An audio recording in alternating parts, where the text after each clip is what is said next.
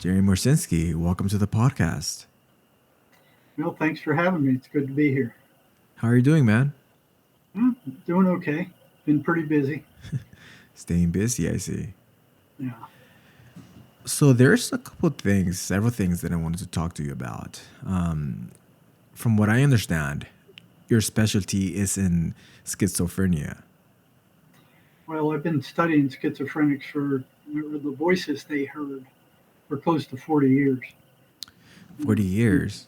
and the psychiatric mafia insists that these are auditory hallucinations, and they are not. So You know, the they run patterns. They run repeated, unswerving patterns. And anything that runs patterns is not a hallucination. Hallucinations are random. when it comes to hallucinations, we're talking about audible voices, which these are not, correct? Well, they're not audible to the person other than the schizophrenic in most cases. Now, I did talk to one lady who did record them. She did record them, Sure. and that it was pretty clear what she got. Um, but yeah, for the most part, it is the schizophrenic who hears these voices, and sometimes they hear them inside their head. Most of the time, sometime when they're very strong and they're not worried about anything, they'll move outside the head. So they hear them like you're hearing my voice right now coming over that headphone. Okay, so how I'm listening to you right now, that's how they listen to these voices. Well, it's more like you have a voice in your head all the Right. time.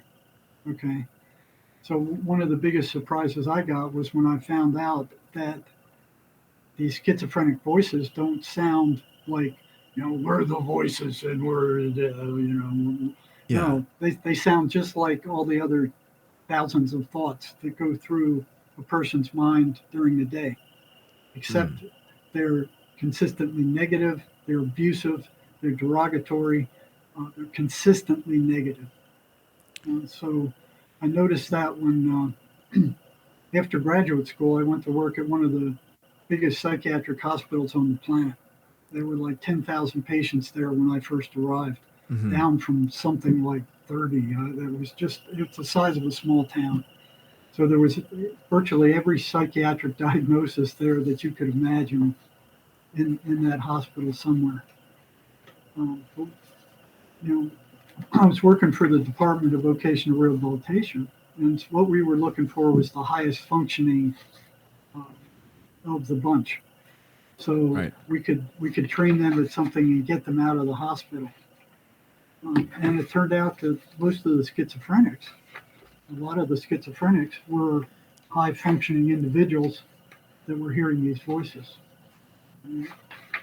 And I have a list of them Hmm. here somewhere, but I can remember the three most important I first saw was, and when I got there, I mean this place was the size of a small town. It had 200 buildings there.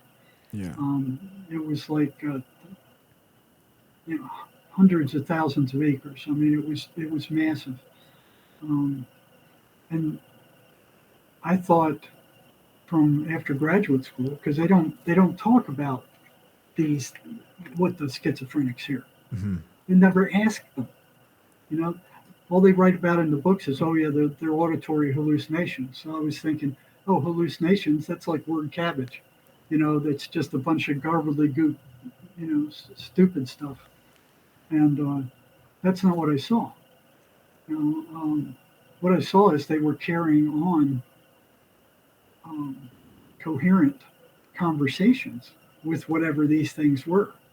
So it was like listening to one side of a telephone conversation where you could hear the person talking into the phone, but Hmm. you can't hear what's coming back at them. Oh, okay. And they were arguing with these voices. They were trying to rationalize with these voices. They were talking to these voices in clear, coherent sentences. It wasn't word salad. You know? And that kind of took me aback. So, you know, after graduate school, Hmm. getting on the front line and seeing what was going on, nothing in graduate school prepared me for what I was, where I was, and what Yeah. was around me. It was like this massive sea of insanity. Um, but coming from where I was as a kid, I didn't trust authority. That was it was like bred into me. It's just one of the things that from my upbringing, not to trust authority. And even in undergraduate school, when I was studying abnormal psychology, they signed us a paper written by a clinical psychologist that basically said if two crazy people met and each of them thought they were Trudeau, one of them would have to change into somebody else. Right. And even as an undergraduate student, I was like, well, why would that have to happen? They're both crazy. Why would one of them have to change because the other one had his same identity? And, Yeah. and one thing I hated about studying psychology here in the US is Hmm. you can't verify what these guys are telling you. That's textbook after textbook after textbook. But you're not going to get into a mental health center and say, hey, listen, I want to see what's going on. You're not going to get into a psychiatric hospital and say, listen, I want to see what's going on. I want Hmm. to speak to some of these guys. I want to see for myself. They're not going to let you. In the 50 years I've been on the front lines of mental health, I have never, ever seen a researcher on the front lines of any of the mental health institutions I was working at, ever. They won't let them in. Hmm. So all this information is coming from a medical establishment that was taken over by, who was it, the Rothschilds or the guy, the Standard Oil guy, that millionaire was taken over in the 1930s. What they did is they Yeah. bought off Congress to make a law that nothing but pharmacological medicine can be taught in medical schools. And if they didn't do that, the medical schools could not graduate licensed doctors. Right? So at that point, it's called the Flexner Report. They took over all of all of the medical schools in the United States. They all had to teach pills, chemicals, you know, as a basis for their treatment. They outlawed naturopathy. They outlawed the Tesla violet ray. They outlawed acupuncture. They outlawed naturopathy. Everything else was illegal, Hmm. and they would call it quackery. So you claim to say that, or you claim that the reason for depression is not a chemical imbalance. No, Why is that? Because I because mean, what happened? What happened is in I think it was the 1970s. One of the drug companies, Eli Lilly, mhm, okay, they were looking for some reason why their antidepressant drugs worked, and they didn't have one. You know, so that made them look stupid. So they mhm. had to come up with one. So they made one up, the chemical imbalance theory. They said, "Oh, well, our antidepressants are chemicals, and they make the person feel somewhat better sometimes. So it must be a chemical imbalance." There was no study on it. There was no research on it. They just made it up and went with it. And then big pharma and the who controls the universities. They still control the universities. They still control what's taught in the medical schools. If these people try to teach anything they don't like, they're out of there. They don't put they control what papers are being published. They control what papers they'll put money behind. It's all stuff that supports their business. So what is the real reason for depression if it's not a chemical imbalance? Well, you look at how depressive people think. Hmm. It's a lot of negative stuff, you know, Hmm. and a lot of it stems from trauma. So if you look for a root of mental illness, it's trauma. You know, trauma underlies virtually all psychological dysfunction, and especially schizophrenia. Because you're not going to find too many schizophrenics who weren't badly traumatized. They were either, you know, horrendously mentally abused, emotionally abused, sexually abused, or physically abused. Um, Other reasons for schizophrenia is amphetamines. Mm-hmm. When I was working in the psych department of the state prison, more prisoners were locked up in that prison for amphetamine psychosis. So, you know, they think, oh, I was hallucinating. So they start using that stuff. They start hearing voices and they go, well, that's just a hallucination. And they go, it'll fade away. And when they come down, it does. It may do the same thing for maybe 25, 30, 50 times. They come down and the voices disappear. And then one day they don't. They're there forever. They're there permanently. And they're not going away. And they're just as psychotic now as any of the other prisoners who were psychotic from other reasons. The Mm. voices don't go away. It's one of the biggest causes of psychosis of any of the drugs out there. The prisoners called it the devil's drug Mm. for good reason. So a lot of these guys that were on amphetamine, um, and they're hearing voices, and they kill somebody, and they end up in the courtroom, and they go, "Well, I don't even remember doing it," and they don't because they didn't do it. The voices did. Do you think that some people just use that as an excuse to commit crimes, or is it You know, more rampant? well, it's pretty common. It's these voices are not hallucinations. And so we talked about them being persistently and consistently negative. So nobody at the state hospital when I was there was the least bit interested in asking these people, the schizophrenics, what the voices were telling them. And all of them, and I believed at the time too, Mm-hmm. that when I got there, I believed that schizophrenia was caused by a chemical imbalance of the patient's brain. That's what I've been taught in graduate school. That's what all the books say. That's what all the articles say. Mm-hmm. But then something odd appeared. Right? Yeah. You figure if there's a chemical imbalance of the brain, in order to treat it, they would have to know what chemicals were out of balance in the brain and by how much. So they would have to give some kind of lab work or some kind of objective test or EKG or something Mm-hmm. to test what chemicals were out of balance in the brain. That never, ever happened.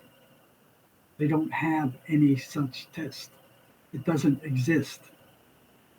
They don't know what the chemical imbalance of the brain even should be. It's all a lie that they've perpetuated on this entire planet. Yeah. There is no chemical imbalance in the brain.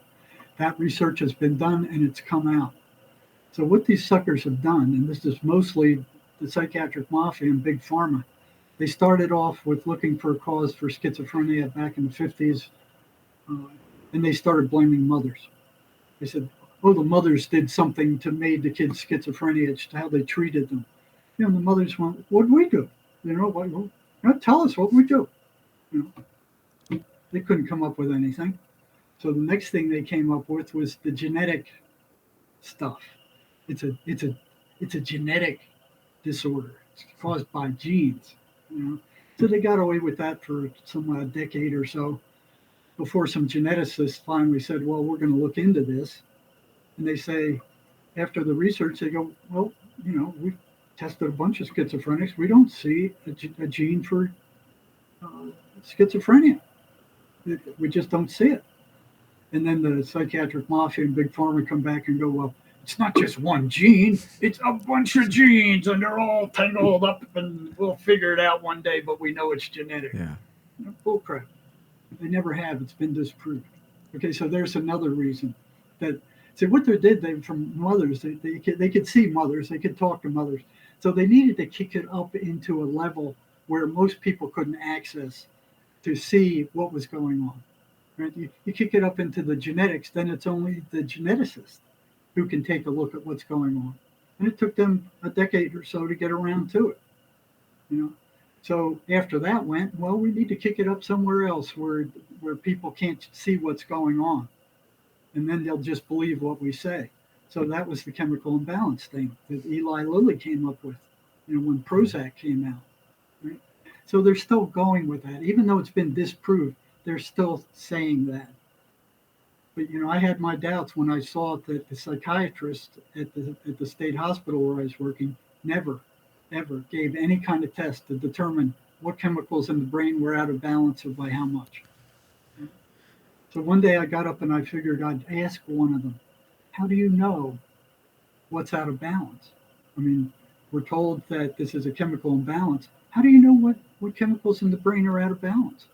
He goes, "Oh, the drug companies tell us. They tell us what drugs are used for these diagnoses, and these diagnoses are kind of connected to some chemical imbalance somewhere." And I'm like, I was like, unbelievable. It's like letting the fox in the hen house. I Hmm. mean, it's like the trust the drug companies to tell them what's going on, and even the drug representatives didn't have any test for chemical imbalance. I even talked to them when they came to the hospital to sell their drugs. Do you have any test to see what's out of balance or by how much? No, it Hmm. doesn't exist. I just think that it was because, or it could possibly be that oxytocin was off balance. So you're saying that that's not true. None of it is true. Well, there are medical conditions that can cause hallucinations, Hmm. but when you look at the hallucinations that schizophrenics have, Hmm. they're running patterns. Regular hallucinations, medical hallucinations, don't run patterns. They're all over the place. Hmm. Sometimes they're good, sometimes they're bad, sometimes they're neutral. They're all over the place. They're random. But when you start asking schizophrenics about what the voices are telling them, those voices are always consistently negative, derogatory. They're put down. They will they will say every rotten thing that you could think of Right. about the client. you know Yeah. and then the question becomes is what holds them on a consistently negative path? How come they're not random like regular hallucinations? They're consistently negative. They stay that way. They don't change. So the question that I was asking was so when it comes to depression, I used to think that it could possibly be that oxytocin could potentially be off balance. But you're saying that that's not true, or Well, I'm saying they have not found a biochemical connection. Now, there's physiological things that could go wrong that can make you depressed. But as far as a brain chemical, Mhm. they haven't found one. And how closely related is depression with schizophrenia? It's like that. If you're hearing voices mocking you, putting you down, ridiculing you, telling you you're worthless, you're stupid, you're ugly, every slur under the sun, you're going to be depressed. Mhm. These things are not nice. They don't say anything nice. They don't do anything nice. They fit the description of an archon or a demon. So they're demonic in nature.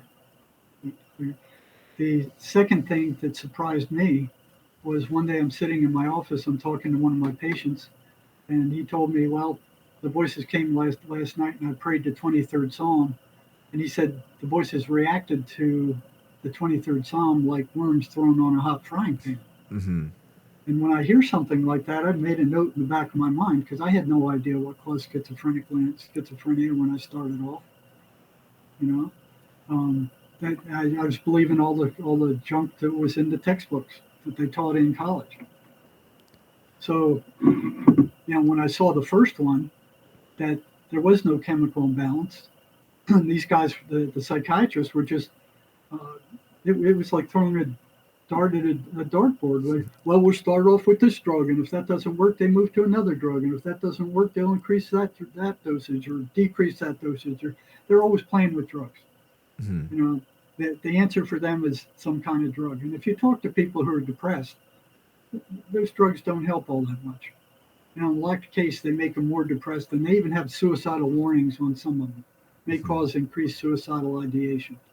And you look at what's going on in the U.S. 50,000 people a year, close to 50,000 people a Hmm. year, kill themselves, commit suicide.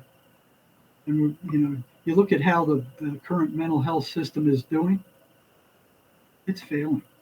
You when you've got 50,000 citizens killing themselves every year, year after year after year, and you have more psychiatrists and more psychologists and more psychiatric drugs on the planet than in the history of mankind, and we're still getting more and more mentally ill. We're still becoming more and more disturbed.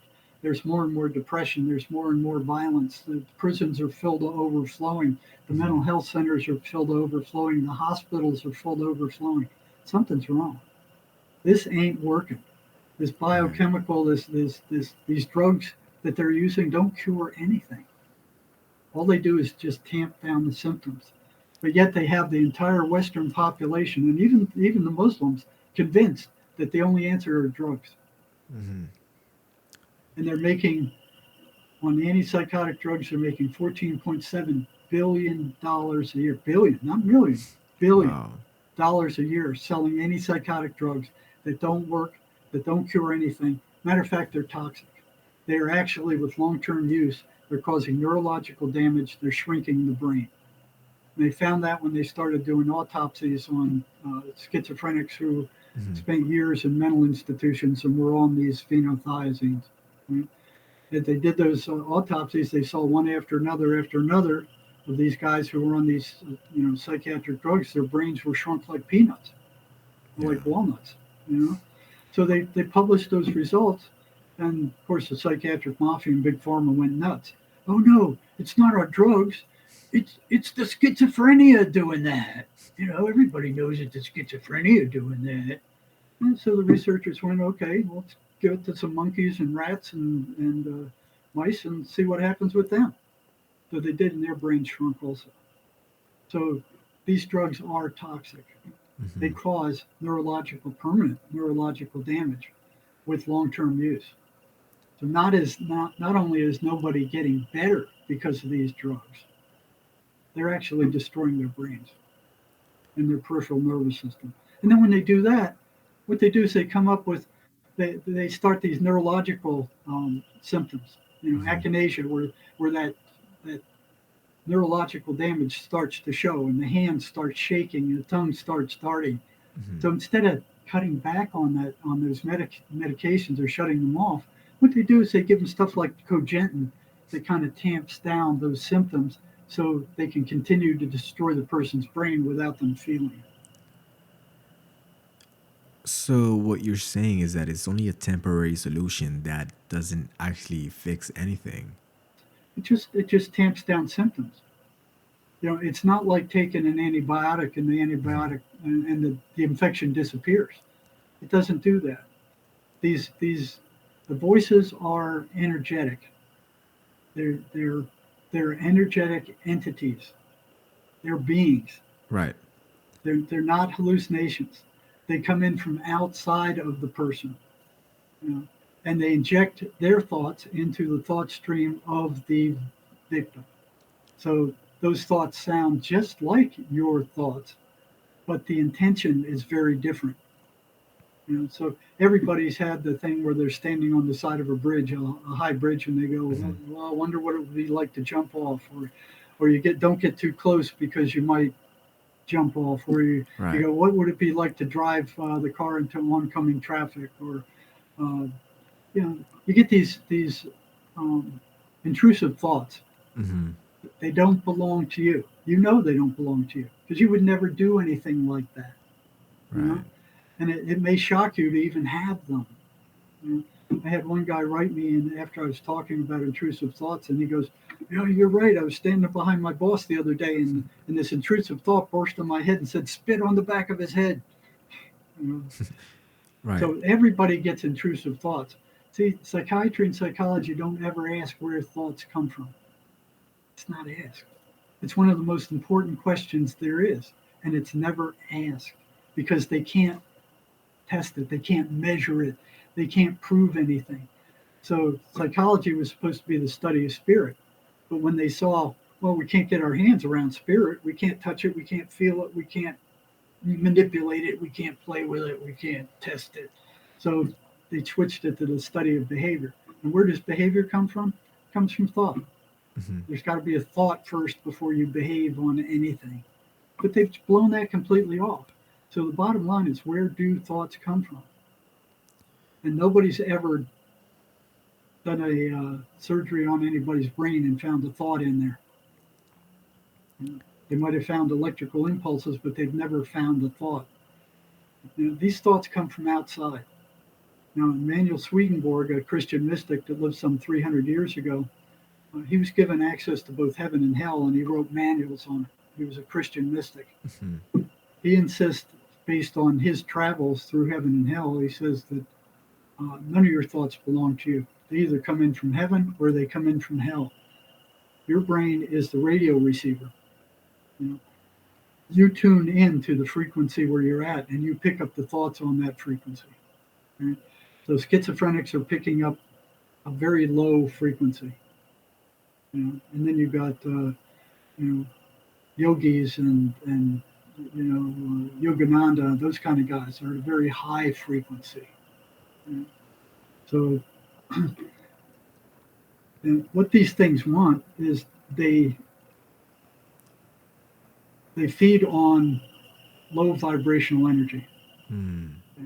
So that's one of the reasons they're telling the schizophrenics, you're no good, you're rotten, you're stupid, you're ugly, nobody likes you, nobody cares about you. Just why don't you just go ahead and kill yourself? And it's some of the common things they say all the time. These entities cannot generate negative emotion on their own, which is what they feed off of. That's why what they tell these schizophrenics is awful stuff. They want to generate negative emotional energy, and that's their food.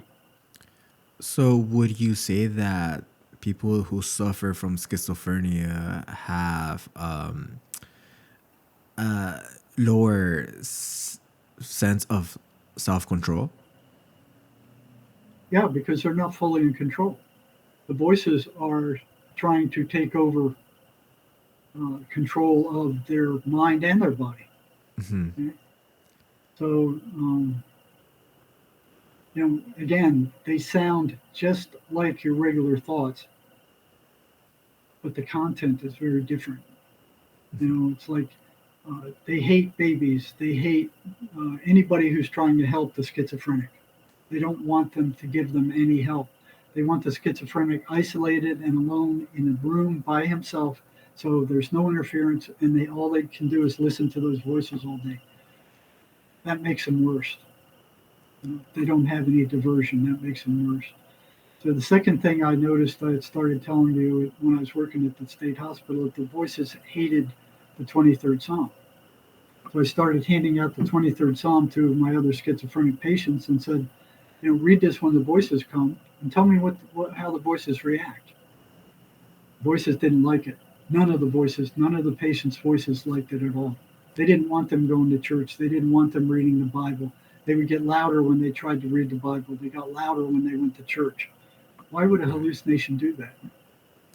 Why would a hallucination care if they went to church or not? So, what actually is a 23rd song? The 23rd Psalm in the Bible. Song, right? Psalm, Oh, P-S-A-L-M. okay, song. Okay, I get, I get 23rd you. Psalm. Starts out with, the Lord is my shepherd. Okay, Yeah. so it manifests into appearing as voices when you present to them with verses from the Bible. Their voices that they're hearing don't like the schizophrenic reading the Bible. They don't like them going to church. They don't like them praying. Mm. They don't like them reciting the 23rd Psalm or the 91st Psalm or any religious anything. Right. They're anti-religious. Why would a hallucination be anti-religious? Why would a hallucination care? And this was consistent.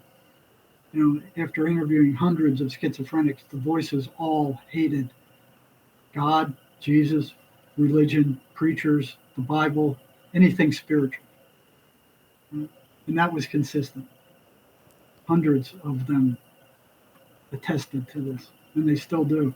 So anybody who knows a schizophrenic or works with them, ask them yourself. You'll see these patterns show up. Now, you can find a complete list. There's 23 of them.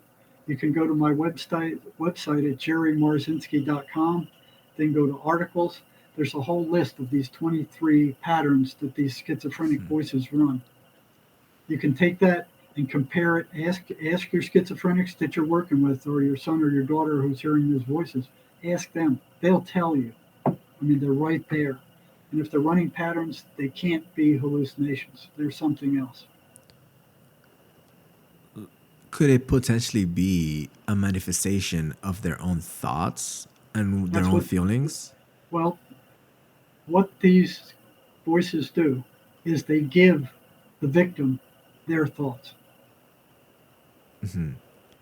So it's like something enters, it would like be if something entered your head and it sounded just like your regular thoughts, but it was telling you stuff that you would never do.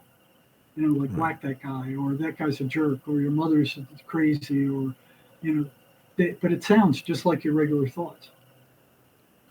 Yeah. So, and the prisoners I worked with when I was working in the psychology department at a state prison, they would ask these voices, "Who are you? What are you?" The voices would say, "We are you." The voices want them to believe that what they're hearing in their head, coming from the voices, is actually their thoughts. Right? Very slippery slope there, you know, because if you don't realize they're not your thoughts, then you think they are. And then if you think they are, then you feel like you're going crazy. And then if you go see a psychiatrist and you tell him you're hearing voices, he'll overstamp. You're crazy. He'll tell you you're crazy. He'll also tell you there is no cure. The only thing you can do is take our toxic medicines and come back here and visit us, once a month for another prescription. Right. So they're making a fortune off of these people, and they're not even looking for a cure. I mean, the the um, the people in the National Institute of Mental Health, they have reduced the amount of research monies to research for a cause of schizophrenia down to virtually a dribble. And then they lied about it by manipulating the statistics to make it look like they were spending a lot more in research to find a cure for schizophrenia than they actually are. The drug companies do not want a cure for schizophrenia. That's the last thing they want. When they're making $14.7 billion a year selling drugs to people who can least afford them, and they're expensive. Yeah. Those drugs are very expensive. It costs $800 to $1,000 to stay sane on these drugs or to tamp down the psychiatric symptoms for a month here in the U.S. You go across the border to Mexico, you don't need a prescription for these drugs, for these antipsychotic drugs. They're not abusable. Nobody in their right mind wants to take them, and even the people that are crazy don't want to take them. They're awful drugs. They have terrible side effects. You know, they turn you into a zombie, and yet these psychiatrists are hanging on to them like they're gold. I mean, for them, they are. You don't need a prescription to get antipsychotic drugs in Mexico. You just go into this pharmacy, says, I want some Thorazine, or I want some Ritalin, or whatever. You don't. Well, Ritalin is controlled, but the antipsychotic drugs, um, what is it? There's the whole class. They're not controlled there. And you can go to a psychiatrist if you want. He'll give you a prescription and he'll give you a diagnosis, and then you don't have to go back to him again. You just go to the pharmacy and say, I want this drug. And if Yeah. it's helping you, just take it. And the cost is like $75 a month instead of 800 to 1,000 like here in the United States. So you want to see how bad the pharmaceutical people are ripping us off. That's how bad. And they're making a profit at $75 a month, or they wouldn't even be doing that in Mexico. $75 a prescription. They won't sell them for nothing. And a lot of times they're made by the same company, with Mexican writing on the boxes. Yeah. And I came across this article that about this kid who killed himself. He was chatting with an AI bot, and he turned in this AI bot into something that was in a relationship with him. But everything that was being discussed in the chat was just his own manifestation. So he manifested this girlfriend online. I think he was like 16 or 15, and he ended up killing himself.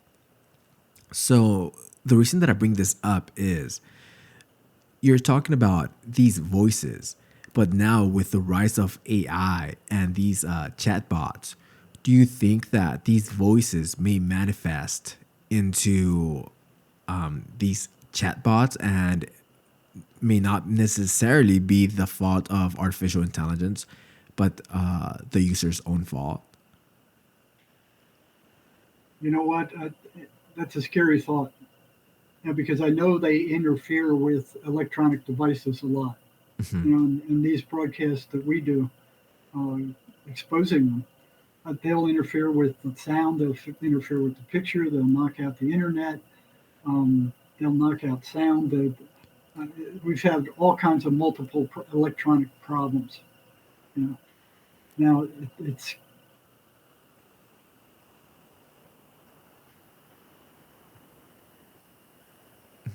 a scary thought. Yeah. I don't know. I do know what pops to mind is there's one fellow got a telephone call from his mother after she had died. He didn't know it at the time, but she picked up the phone. He's talking to his mother. She's saying goodbye, and he didn't know that she was dead at the Really? time. Yeah. So apparently, spirits are able to do that. But on the other hand, um, if they were going to do that, they could do that with the conversation we're having now. Yeah. So I don't know. Now it's common for these voices to tell schizophrenics to kill themselves. I mean, it's very common. Yeah. And you might ask, well, okay, if they're feeding off these people, why do they want them to kill themselves? But you look what happens when a son or a daughter kills themselves. I mean, the entire family is now devastated. They're all asking, what could we have done more? What didn't we do? What did we do? Um, blaming themselves for it. So they're all in psychological agony right now, and these things are feeding off of that. Because what you explain about schizophrenia is relatively similar to what this kid experienced. He enjoyed being by himself and found comfort in this chatbot. Now, the mom of the kid is suing the company behind that chatbot, but it looks like there's not much that you could do to prevent self harm when it comes to manifesting a chatbot that is basically your own thoughts. Yeah, I don't know. I don't know what that was like. I've never seen one, but I do know that these things do drive kids to play those violent video games. Yeah. They love that. They feed off of that. You know, and you look at what's happening on TV. By the time a kid turns 16, he's seen thousands of murders. Yeah. Like this is the way to handle your anger. Go out and get a gun and shoot somebody. I mean, it's murder after murder after murder, and then you got ABC showing murder mysteries. I mean, all this lewd stuff, and then they wonder why people go out and shoot each other. That should all be illegal. The voices love that stuff. They're behind it. You know, the worst thing that somebody who's hearing voices can do is play those violent video games. It's the worst thing any kid could do is play those killer murder video games. And if you look at the kind of stuff that schizophrenics read, they watch war movies, they watch murder mysteries, they watch all this violent stuff, they play violent video games. That feeds these things. What it sounds like, it sounds pretty similar to having a demonic possession. Well, it is demonic influence for sure. And you look at what these things say and what they do. The suicide rate among schizophrenics 3 to 5 times that of the general population. Hmm. So much higher than the general population because these voices are telling them to kill themselves. On the other hand, if you look at the suicide rate of psychiatrists, it's right up there with them. So their suicide rate is right up there with their most seriously mentally ill patients. And these are the people that run the mental health system in the Hmm. Western world. I mean, that entire topic is really fascinating because, like, I still don't understand if it's a manifestation of their own thoughts or if it's a third, like a third party influencing these thoughts, or if it's their own environment influencing these thoughts. Because there's also a difference between their own thoughts and actually voices that are speaking to them. Yeah, it is. And it's very difficult for many of them to figure out what that is because they both sound the same. And the voices want them to believe that those thoughts are their thoughts. They don't sound any different. Hmm. It sounds like just all the thousands of thoughts that run through your head on a normal day, they sound just like them, only the content is very different. You might get something like, um, "Oh, why did you say that?" or "Why did you do that?" or "Now you insulted them," and now what are they going to think about you? Or they're talking about you behind your back. Hmm. All of those are these entities doing that. Every negative thought that comes into your head belongs to them. And could it be possible that every one of us has these voices to a certain extent? Because, Yes. I mean, taking it back to road rage, and you know how road rage really is a really big thing. And if someone cuts you off, the average person who's sensible will probably just brush it off. But there's some people that Right. just can't. Right. And that's them.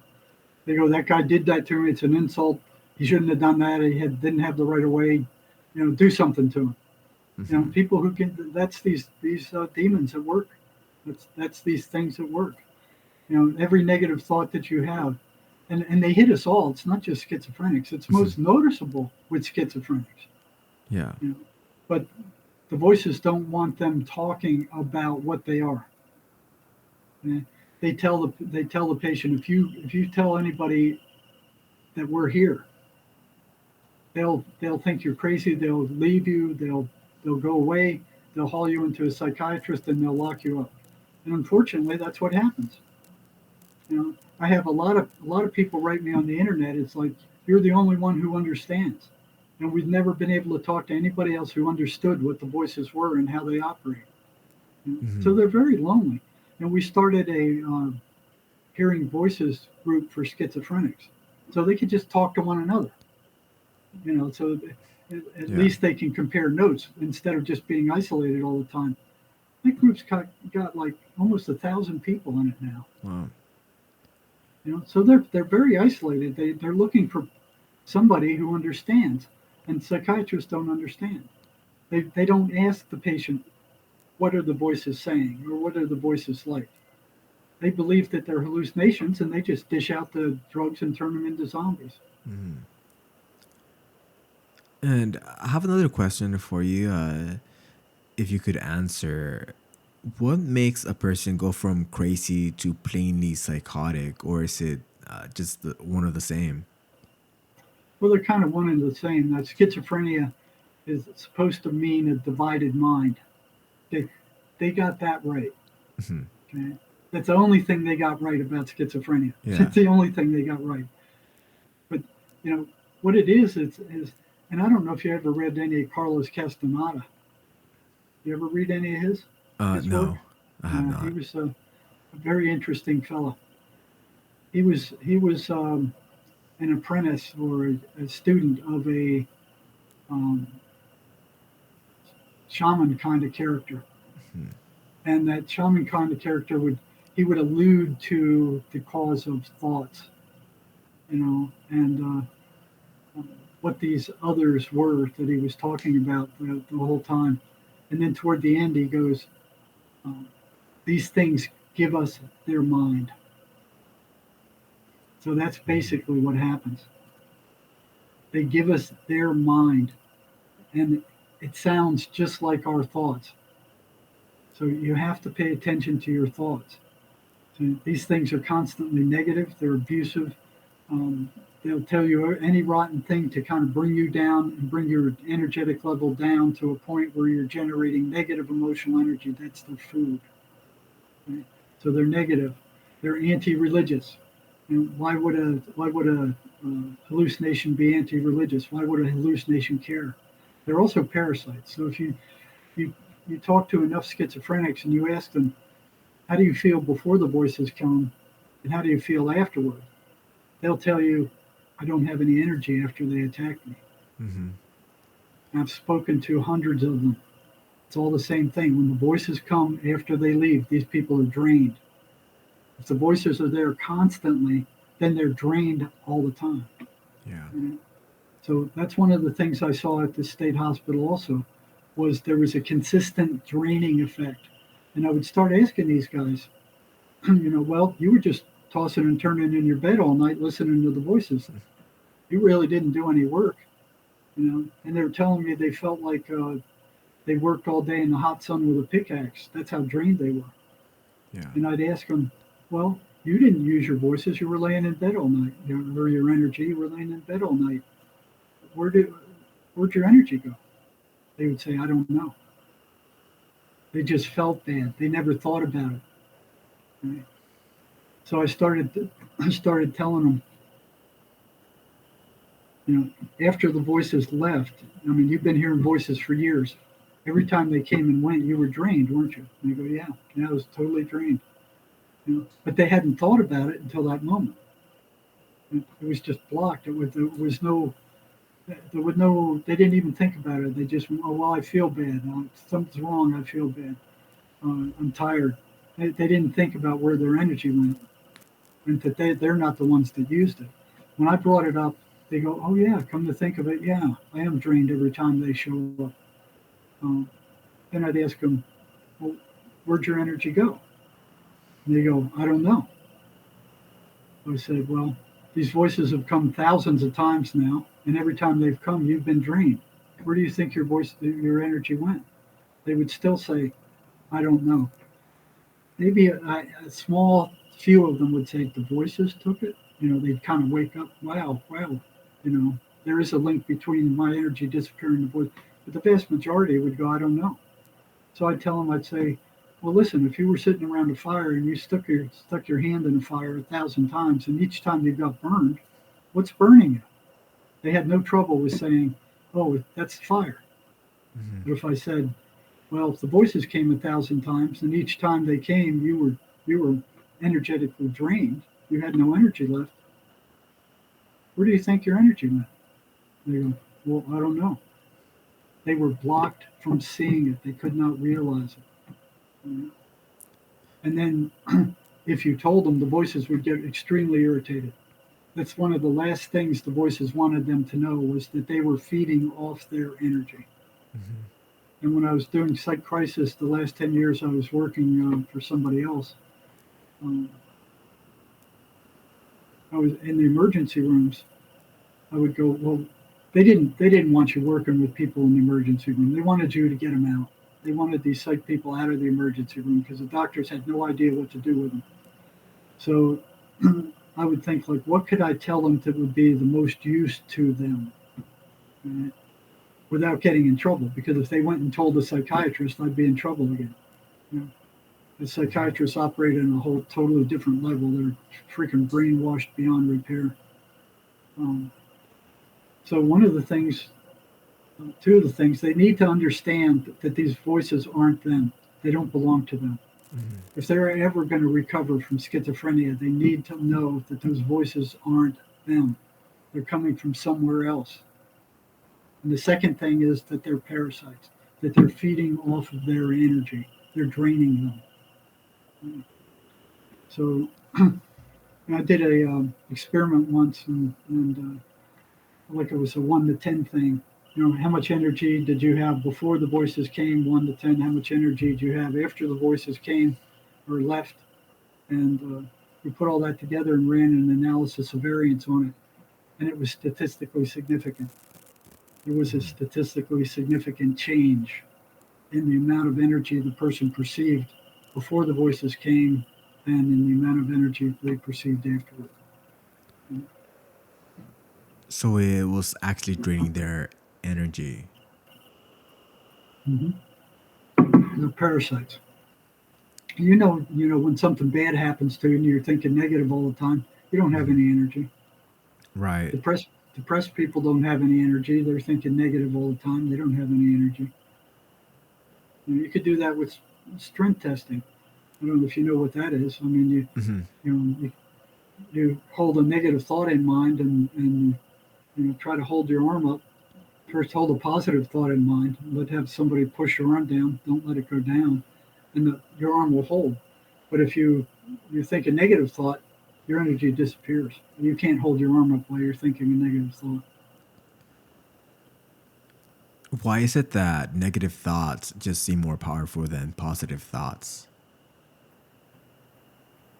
I think the first word to come to mind is ego. Mm. You know, they're not more. The anger is maybe more powerful because when the schizophrenic gets angry, they become supernaturally strong. I mean, they have the strength of two or three regular people.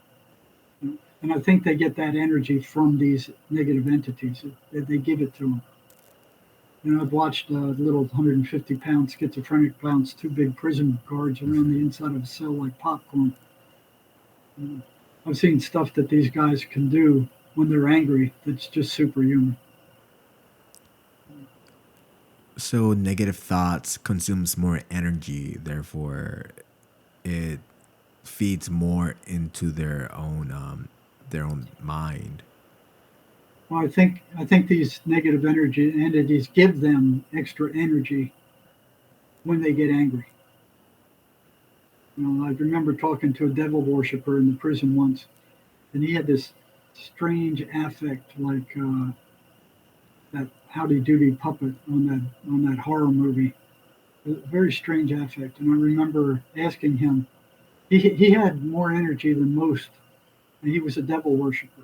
Hmm. And I was perplexed because where does he get his energy where the rest of the schizophrenics are drained? They don't have any. They don't. They're just dragging around. And I asked him. I said, you have so much more energy. I perceive than the other people who are hearing voices. Where do you get your energy? He straight up said, they give it to me. I said, they give it to you for what? And he said, they give it to me to get certain tasks done. And I didn't ask him anything past that. I didn't want to know what those tasks were. But apparently, the voices give them energy when they get mad. Matter of fact, the gangs took advantage of that. They would take the antipsychotic medications away from their psychotic gang members, Hmm. and then they would tell them, hey, that member of the opposite gang, he's planning to kill you. You need to go do something with him before he hurts you.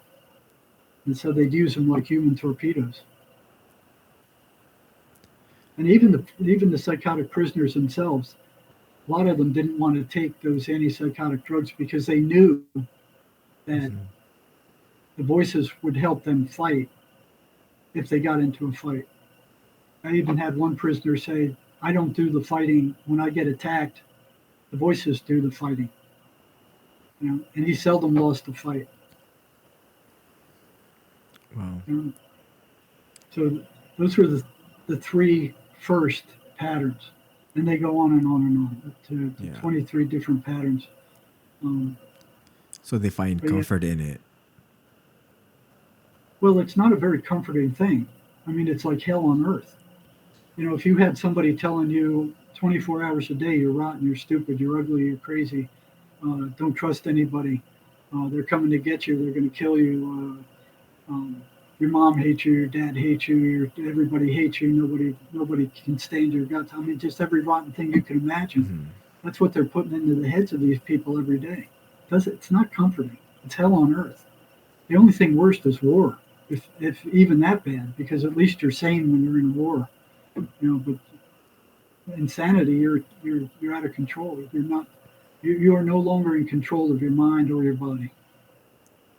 Could it be that they find comfort in that negative thought? Because if you bring them into something positive, that's something that's unknown to them.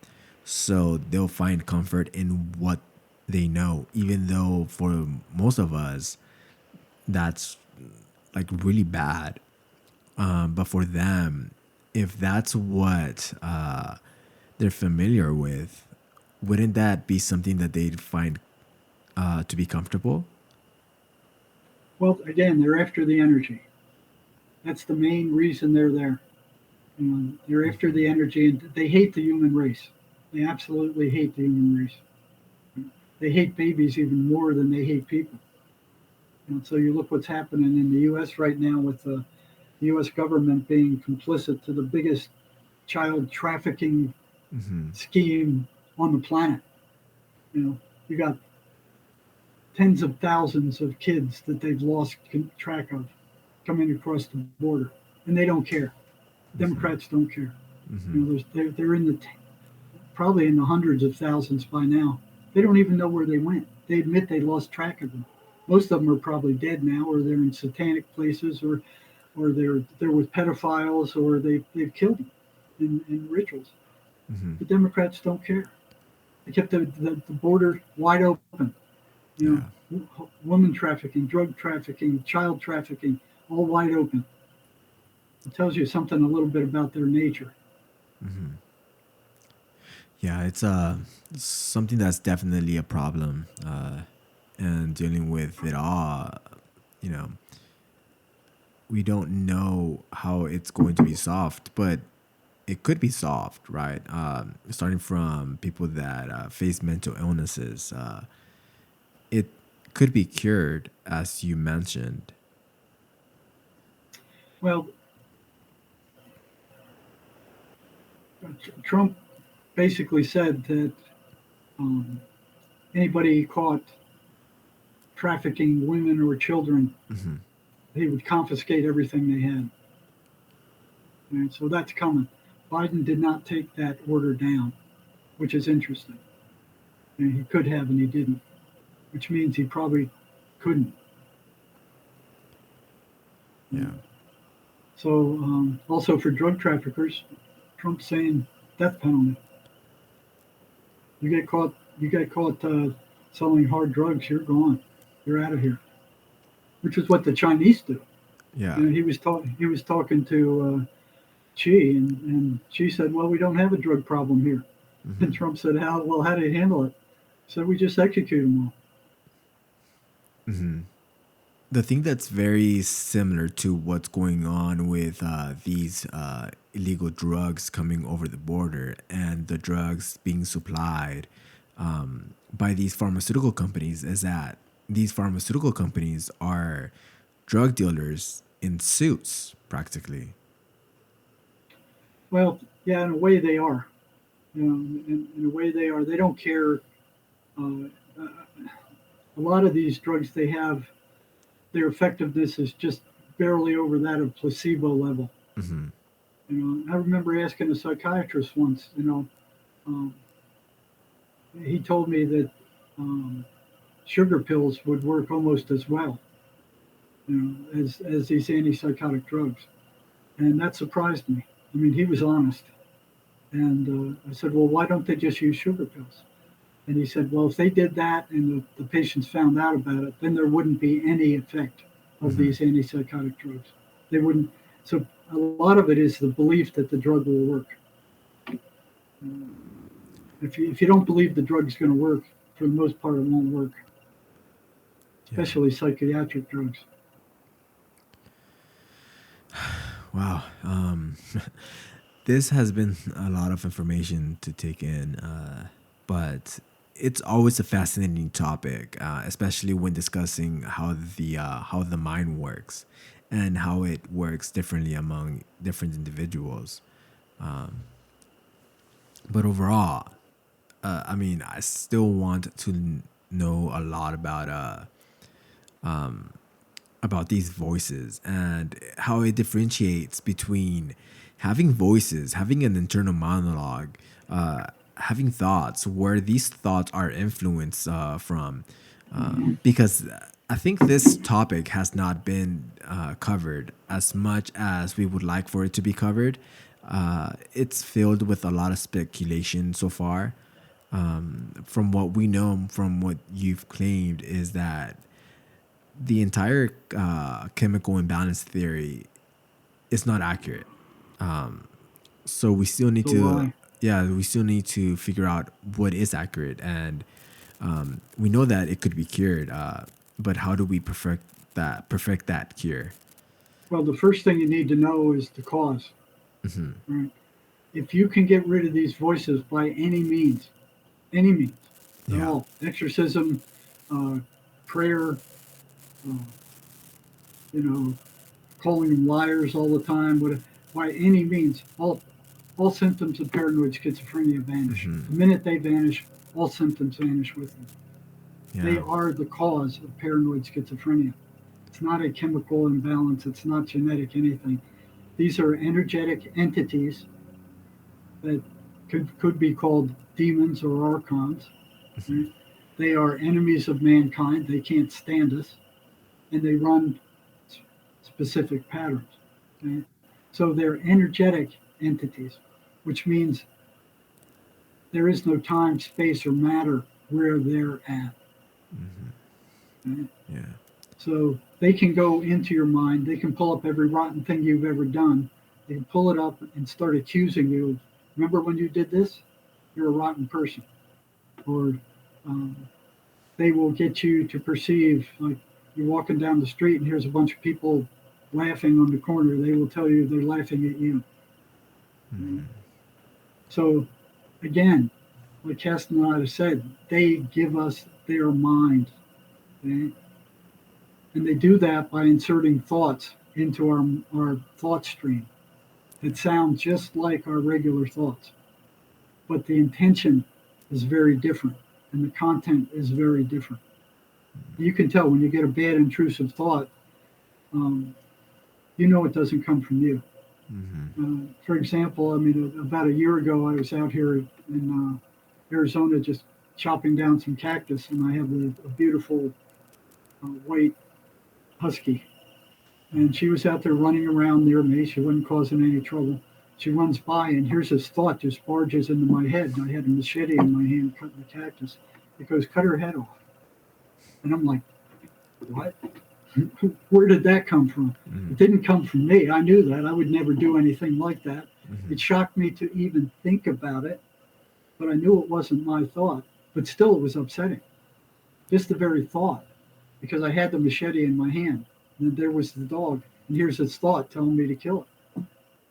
And it was a strong thought. And some people don't have the opposing thought of that's The a bad thing, control, don't do it, right? right? Yeah. Well. And they will weaken that. Uh, they will tell you to eat garbage, so they don't want you to sleep. You know, they want to weaken you so you will follow their suggestions. So they'll keep you up all night screaming in your head. They'll tell you to eat garbage. They'll get you watching violent TV shows. Right? Um, they want to weaken you so you can't resist the thoughts that they're putting in your head. Yeah. Right? And people need to understand that not all their thoughts are their own. You know, every negative thought comes through your mind does not belong to you. Well, Right? Jerry Marzinsky, this was a fascinating conversation, and I appreciate you coming on the podcast. Um, and I hope that we are able to expand on this topic as more information comes out in the future. Well, there's more information you can find in this book right here. Sherry and I wrote it. Now, Sherry heard voices when she was a young woman. Right? So, with my decades of experience and her personal experience, this is how we discovered that those voices are not hallucinations, that they are entities. You know, they're very different than what the psychiatric mafia tells you they are. Yeah. Now you can go to my website at jerrymarzinsky.com. We have scores of videos on this topic, and you can go to articles.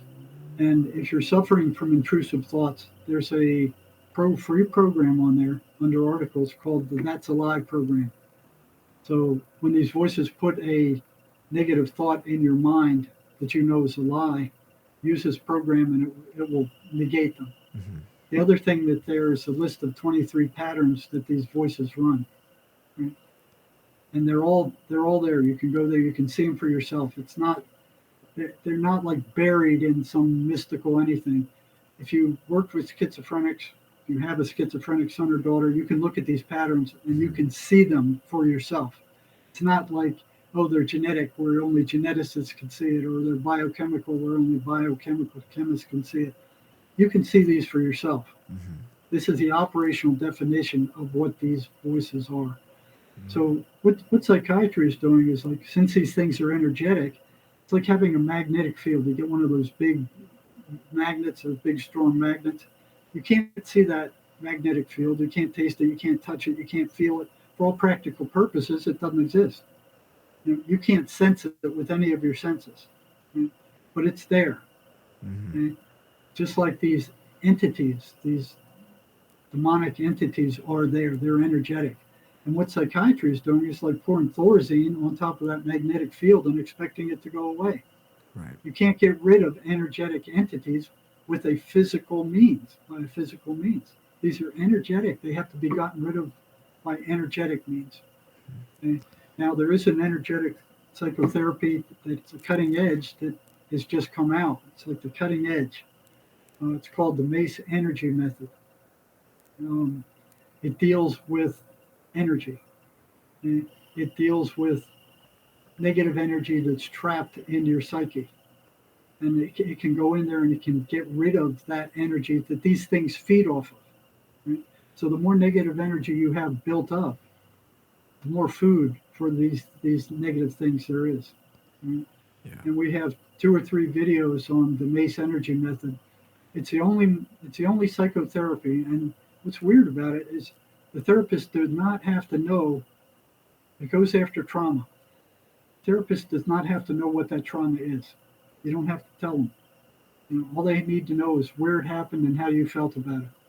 So regular psychotherapy, you got to sit there and bring up all this trauma over and over and over again, and then when you're done, it's not gone. It's still there. In a few weeks, it's back again. You're right back with the same stuff again. This stuff will actually go into your subconscious mind, locate that trauma, and get rid of it. It will discharge it. It works better than anything I've ever seen in my 50 years on the front lines of mental health. So we got 2 or 3 videos on it on my website. You could go to YouTube, to my website on YouTube, or to jerrymarzinsky.com, click on videos, and look for the Mace Energy Method. Mm-hmm. It works a lot better than pills. Well, Jerry Marzinsky, everyone. Well, thank you. Okay. Thanks for having me.